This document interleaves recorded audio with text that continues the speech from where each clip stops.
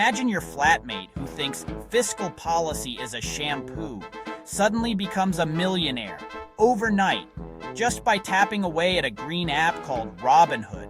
This wasn't a fantasy. For a brief moment, Robinhood turned high finance into a chaotic technicolor circus, letting anyone play the same game as Wall Street's elite. Suddenly, the stock market was in your pocket, buzzing with notifications and the promise of quick, easy money, a digital peasant revolt that rattled the financial establishment. The story of Robinhood is a roller coaster of overnight fortunes, devastating losses, and uncomfortable truths about who really holds the power in our modern economy. Before Robinhood, investing was a fortress, expensive, slow, and shrouded in jargon. If you wanted to buy a share, you had to go through a broker, pay hefty commissions, and fill out endless paperwork. The system was designed to keep small investors out. High fees made small trades pointless, and the process was as slow as sending a message by carrier pigeon. Jargon like derivatives and EBITDA kept outsiders confused and compliant. The stock market was a club for the wealthy and connected. For everyone else, it might as well have been on the moon. This two-tier system let the rich get richer while everyone else watched from the sidelines. Robinhood was about to blow the doors off this exclusive club.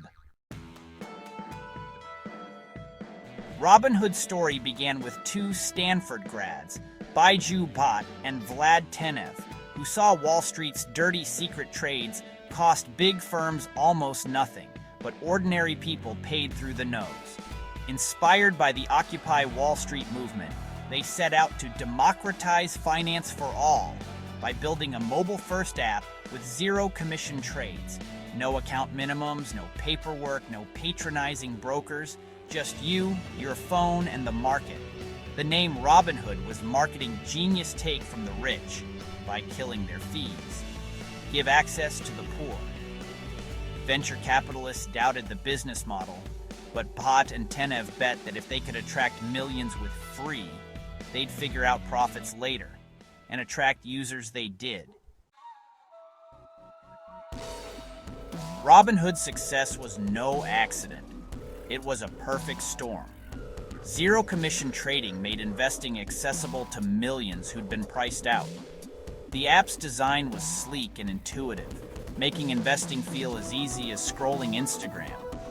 Gamification, confetti, bright colors, push notifications made trading addictive, for better or worse. Critics warned it turned investing into a game, encouraging risky bets over smart, long-term strategies. Meanwhile, finfluencers on YouTube, TikTok, and Reddit championed Robinhood, fueling a viral feedback loop. The result, a grassroots movement that made Robinhood one of the fastest-growing financial companies ever. Investing was no longer just for the rich. It was for everyone with a smartphone. Wall Street dismissed Robinhood as a toy for millennials, convinced that dumb money would never threaten their trillion-dollar empires. They underestimated the power of a frictionless app and a generation hungry for change. Meanwhile, a wild community was brewing on Reddit's Wall Street Bets, an army of self-proclaimed apes making high-risk bets and sharing memes. These weren't traditional investors. They were united by a shared enemy: hedge funds. Wall Street saw millions of disconnected individuals, but online, they were becoming a coordinated force. The old guard was oblivious, still playing chess while the internet kids were flipping the board. The stage was set for a showdown. Enter GameStop, a dying video game retailer shorted to oblivion by hedge funds. Our Wall Street Bet spotted an opportunity. If enough people bought and held GameStop shares, they could trigger a short squeeze and force hedge funds to buy back at sky-high prices. Armed with Robinhood, millions piled in, not just for profit, but as a crusade against Wall Street. GameStop stock soared from $4 to nearly $500, inflicting billions in losses on hedge funds like Melvin Capital. For a moment, it was David versus Goliath, and David was winning. The story went viral. The internet had weaponized commission-free trading to shake the financial world. It was a stunning display of people power, rewriting the rules of the market. But the establishment wasn't going to take this lying down. The backlash was coming. At the peak of the GameStop frenzy, Robinhood suddenly restricted buying of meme stocks. Users could only sell. The price crashed, hedge funds caught a break, and Robinhood's users erupted in fury, accusing the app of betraying its mission. Robinhood claimed it was a technical issue. Clearinghouses demanded billions in collateral due to extreme volatility, and Robinhood simply didn't have the cash. Whether you believed the conspiracy or the plumbing, the damage was done. Trust was shattered. Lawsuits and congressional hearings followed, with CEO Vlad Tenev grilled by angry politicians. Robinhood, once the hero of the little guy, was now seen as siding with the powerful. The fallout was swift and severe. If trading is free, how does Robinhood make money? The answer: payment for order flow, PFOF. When you place a trade, Robinhood sells your order to high-frequency trading firms like Citadel, who profit from tiny price differences. Robinhood gets paid for sending them your trades, so you're not the customer, you're the product. Proponents say PFOF enables free trading and sometimes better prices for users. Critics argue it's a conflict of interest. Robinhood may route orders to whoever pays most, not who gives you the best deal. The SEC has fined Robinhood for lack of transparency, and the debate over PFOF rages on. After the GameStop freeze, Robinhood's reputation tanked.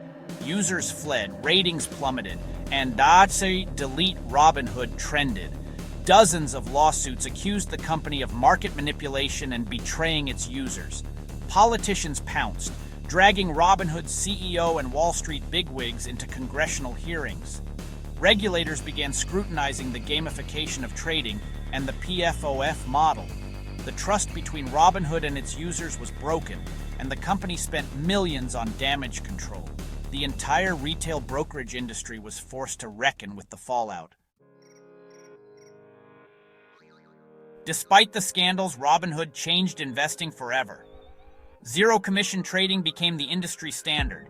Brokerage giants dropped their fees and investing became cheaper and more accessible for everyone. Slick, user-friendly apps and fractional shares are now the norm, thanks to Robinhood's disruption. But critics warn, has Robinhood democratized finance or just made gambling easier? Gamified trading encourages risky bets and addictive behavior, exposing inexperienced investors to big losses. Robinhood broke down barriers but also exposed users to new dangers and operated on a controversial business model. It's a cautionary tale about technology's promises and perils, and the seductive allure of getting rich quick. Robinhood opened the casino doors to everyone. Whether that's good or bad is a debate that's only just begun.